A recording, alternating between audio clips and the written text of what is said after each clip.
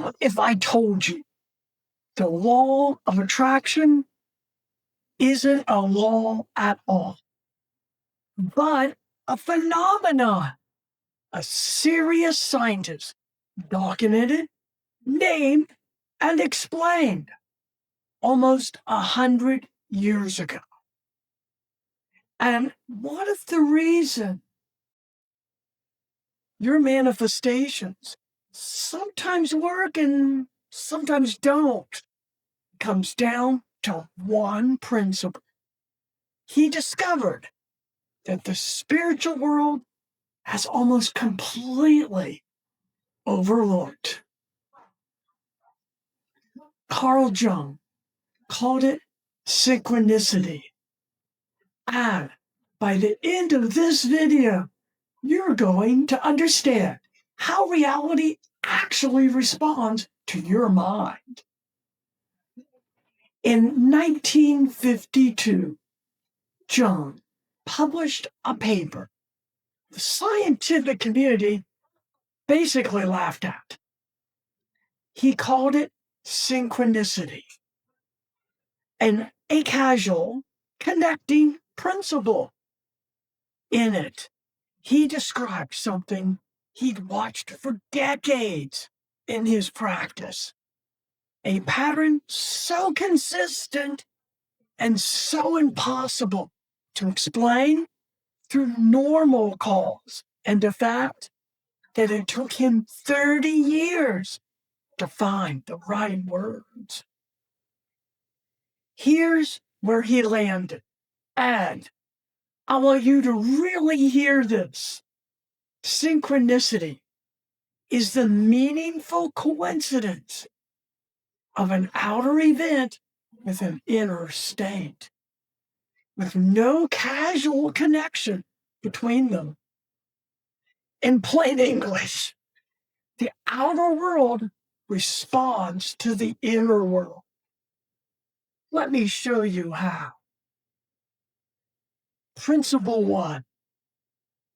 And this is the key to everything. Synchronicity doesn't happen to everyone equally. Jung was meticulous about this.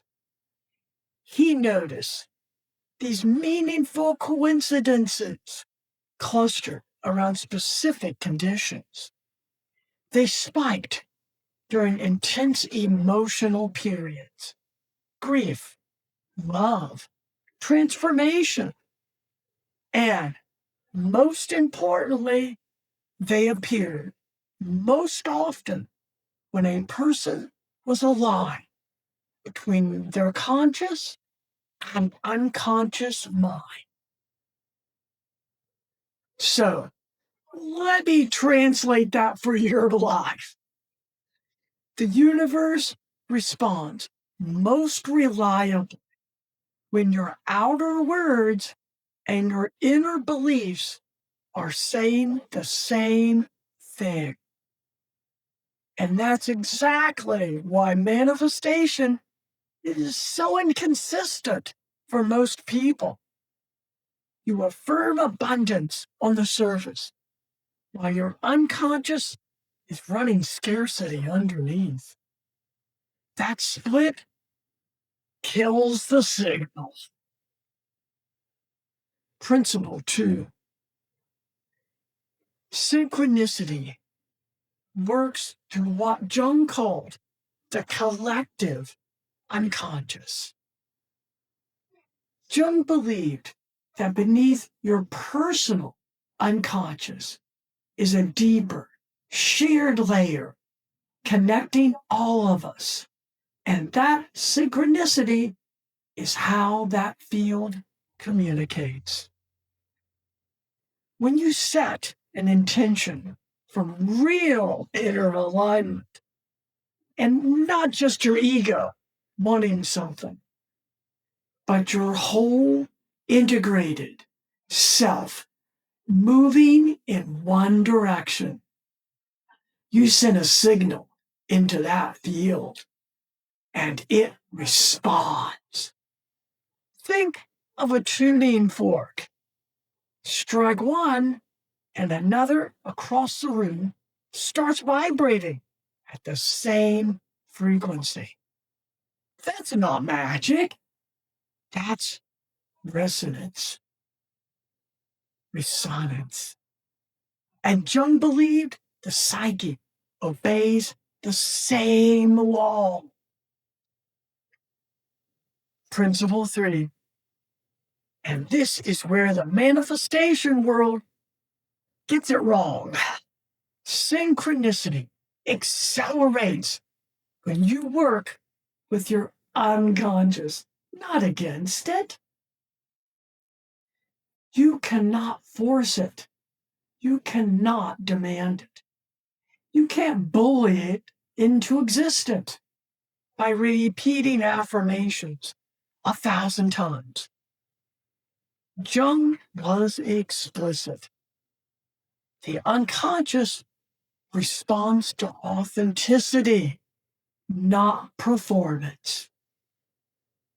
What actually accelerates it is inner work, shadow work to clear the blocks, dream work to open the channel between conscious and unconscious, meditation to quiet the ego so the deeper self can be heard.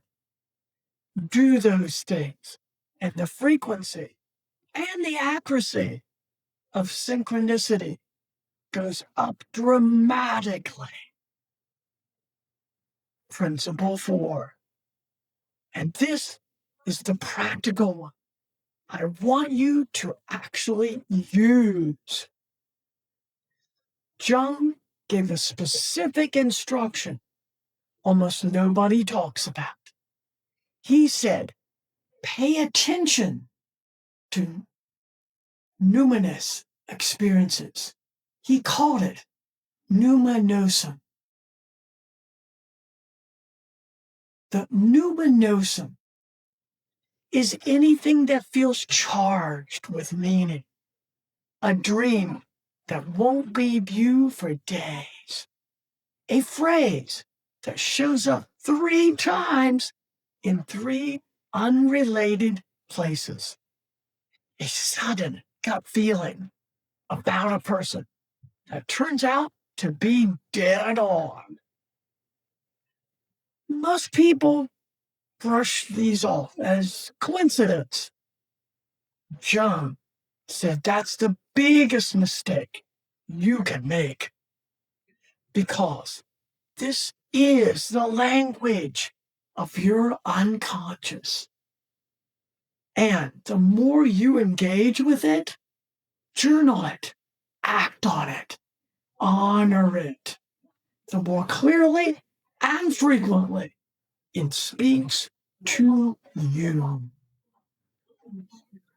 And principle 5, the one that honestly frees people the most. Synchronicity is not a reward for being spiritual enough.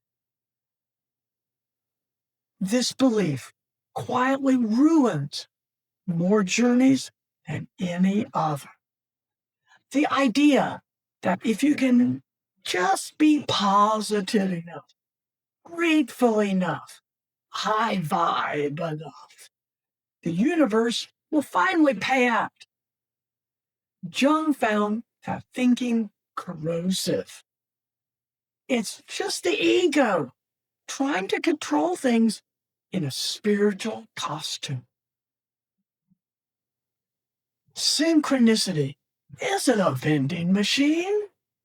It's a relationship. And like any real relationship, it deepens through honesty, presence, and your willingness to be changed by what it shows you. The people whose lives are full of it aren't the ones with the perfect morning routine.